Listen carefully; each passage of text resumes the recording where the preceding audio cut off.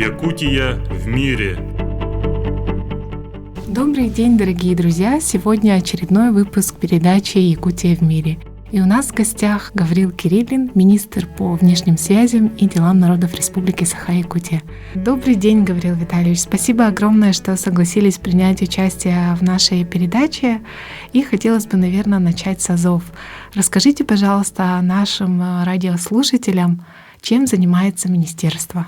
Добрый день, уважаемые радиослушатели. Основные направления деятельности, в первую очередь, это внешние связи. Внешние связи у нас подразделяются на 3 направления. В первую очередь, это международное сотрудничество, это связи с регионами зарубежных стран, это сотрудничество с международными организациями. Второе направление внешней связи — это межрегиональные отношения, это сотрудничество нашей республики с регионами Российской Федерации. И третье направление внешней связи — это поддержка внешнеэкономической деятельности. Это прежде всего связано с развитием экспорта республики и продвижением товаров и услуг наших предприятий за рубеж. Ну и второй блок, тоже очень важное направление, которым занимается наше министерство, это реализация государственной национальной политики. Это полномочия, переданные нам совсем недавно. Это вопросы, прежде всего, связанные с поддержкой национально-культурных объединений республики, диаспор, межконфессиональные отношения, вопросы развития казачества нашей республики,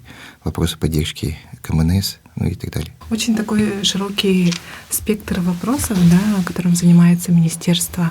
Сейчас как раз проходят отчеты правительства. Не могли бы вы рассказать вкратце об итогах прошлого года? Республика Саха-Якутия по итогам работы в 2020 году. Мы все говорим о том, что 2020 год был очень непростым для всех нас, но и особенно, конечно, для нашей отрасли, для отрасли внешних связей, международного сотрудничества, межрегиональных связей. Прежде всего, это, конечно, связано с тем, что было отменено или перенесено большое количество мероприятий, в том числе международного уровня, которые мы планировали провести у нас в республике. Планировали участие в крупных международных форумах в России и за рубежом. Планы, конечно, в этом смысле не выполнены по участию в таких больших мероприятиях, но мы не унываем, мы их, конечно, мы перенесли на этот год. Мы надеемся, что в этом году те мероприятия, важные для нашей республики, мы проведем. Что касательно внешнеэкономической деятельности, тут тоже по объективным причинам есть тенденции к снижению показателей, которые мы ставили, план работы на 2020 год. Но прежде всего это связано, конечно, с экспортом нашей продукции за рубеж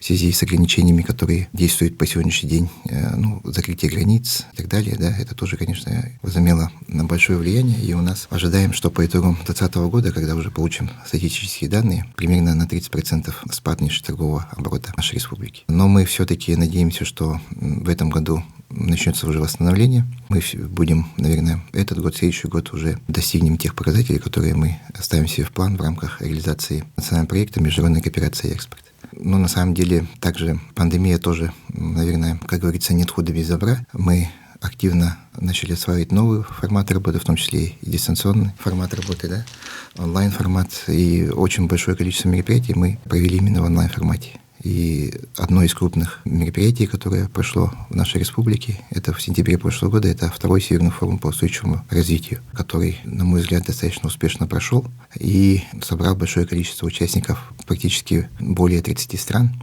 эксперты, участники, специалисты, ученые, именно которые работают в сфере развития Арктики и северных территорий мира. Мы очень довольны результатами. В этом году мы проведем Всемирный форум по устойчивому развитию в 3-й раз. Тема уже определена.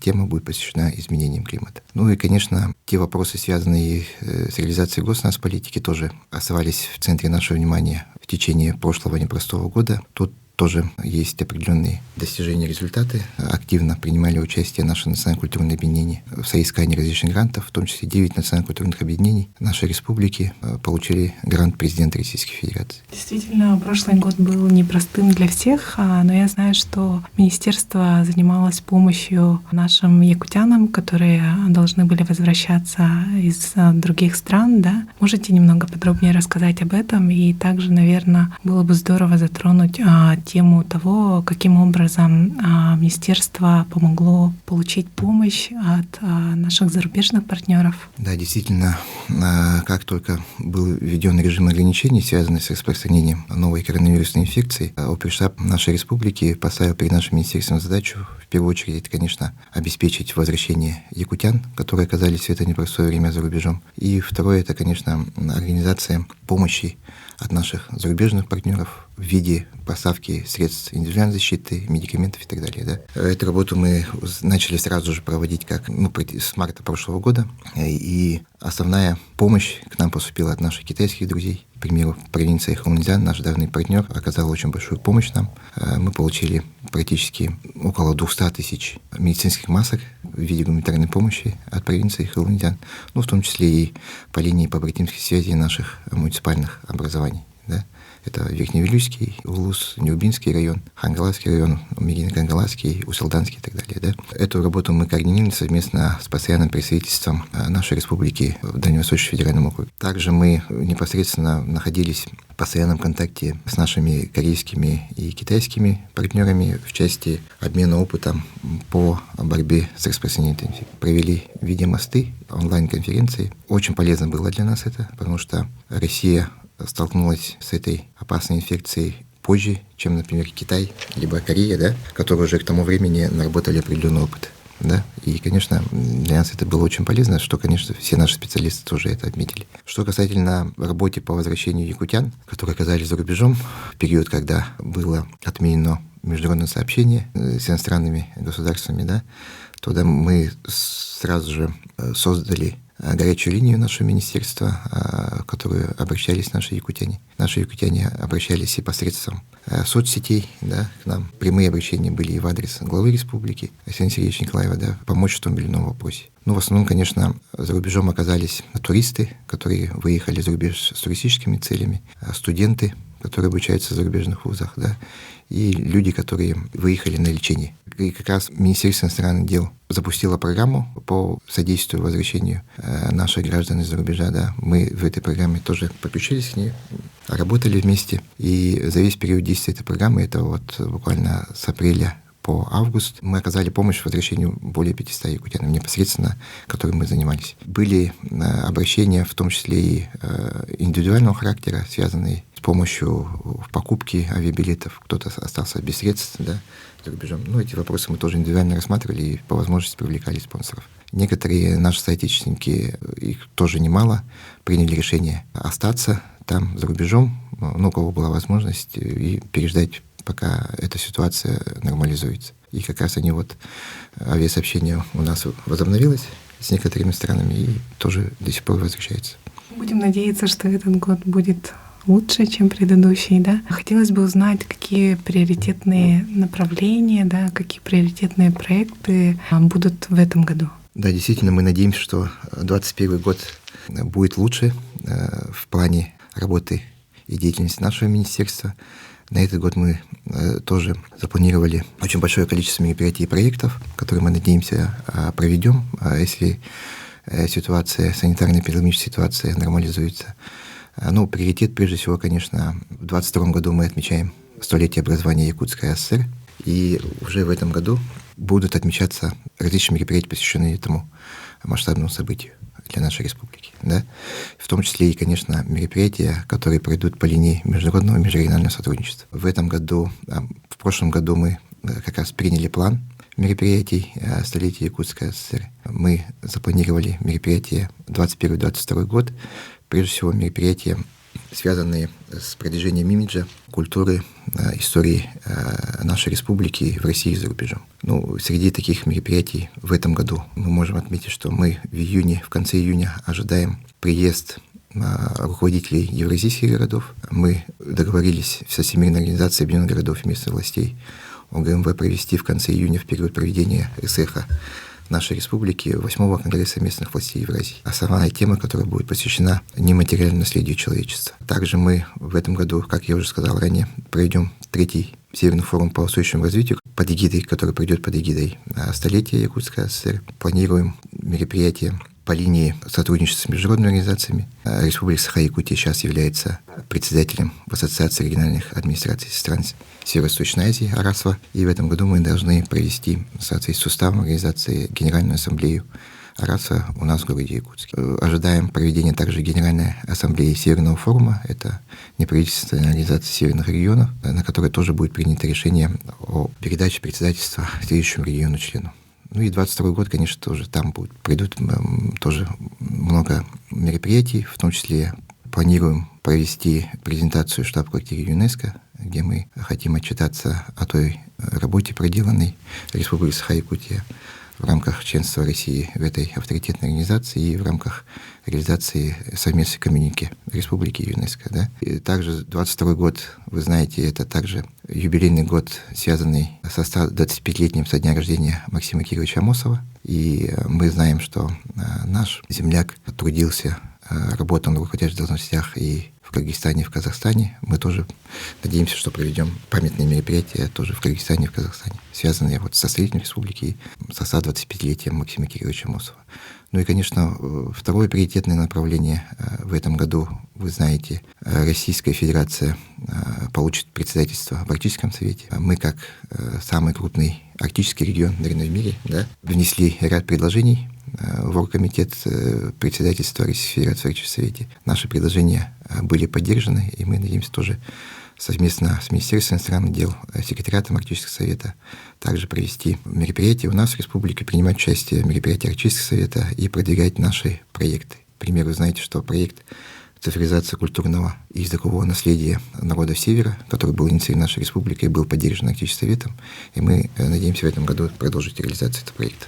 Гаврил Витальевич, все вот эти вот проекты, которые вы перечислили, все мероприятия, они очень интересны, о них отдельно можно говорить очень много. Хотелось бы, наверное, обратить внимание наших слушателей, да, на мероприятия, именно посвященные к столетию Якутской ССР, и в первую очередь о форуме соотечественников 2022 года. Хотелось бы, чтобы вы немного подробнее рассказали, что же это за форум, что уже сейчас делается для его организации. Да, действительно, на этом мероприятии хотел остановиться поподробнее.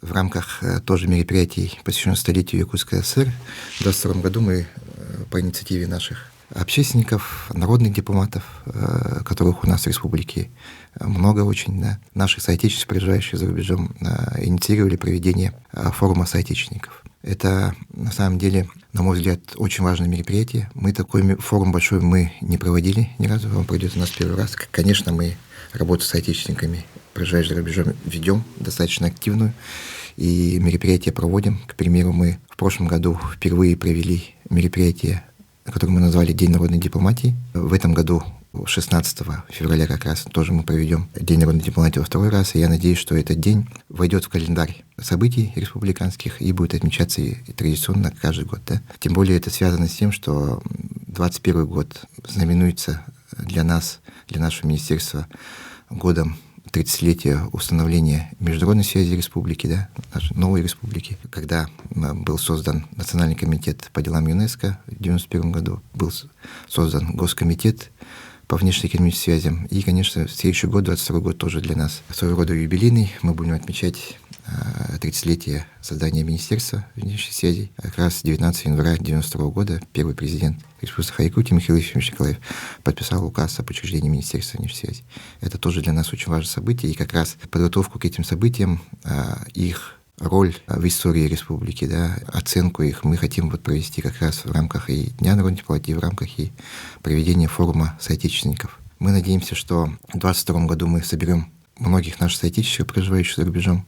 Вы знаете, что в своем послании глава Республики Саха-Якутия, который озвучил в прошлом году в декабре, в конце декабря, да, он как раз отметил важность поддержки соотечественников, наших соотечественников, проживающих за рубежом. У нас достаточно тесные отношения сложились с теми организациями якутян, которые созданы за рубежом. Их достаточно много. Это такие страны, как, в первую очередь, европейские страны, США, Канада, в Китае диаспора, в Турции, в прибалтийских странах. Да. Практически где ни ткни в карту мира, да, везде у нас присутствует якутяне. И, конечно, основная цель — это консолидация наших соотечественников во благо развития нашей республики. То есть все сферы народного хозяйства, все сферы жизнедеятельности, куда свой вклад могут внести наши соотечественники, мы готовы рассматривать предложения, идеи, коих сейчас очень много. Предложений, проектов очень много от наших соотечественников. Хорошо, спасибо. Какие пожелания вы бы хотели сказать тем, кто нас сейчас слушает? Вся республика в ожидании такого масштабного эпохального события, как столетие Якутской ССР. Да? Об этом мы говорим уже давно. Комитет был создан несколько лет назад. Это на самом деле очень важное событие для нашей республики, когда мы, наверное, должны будем подвести какие-то итоги государственности нашей республики. Да? Именно государство нашей республики, как автономной республики, запланировали очень большое количество мероприятий. Но это не только мероприятия как таковые, да, это и большое количество проектов, определены целевые задачи, которые республика должна достичь к этой юбилейной дате. Это и ввод 100 социальных объектов, обучение 100 талантов в ведущих вузах мира, да, объекты капитального строительства, социальной инфраструктуры и так далее. Это все в 2022 году. Планы есть, сверстаны, работа большая ведется. И существует федеральный оргкомитет, который возглавляет полпред президента Дальневосточного федерального округа Юрий Петрович Трутнев. Есть федеральный план мероприятий, по которому мы также ведем работу.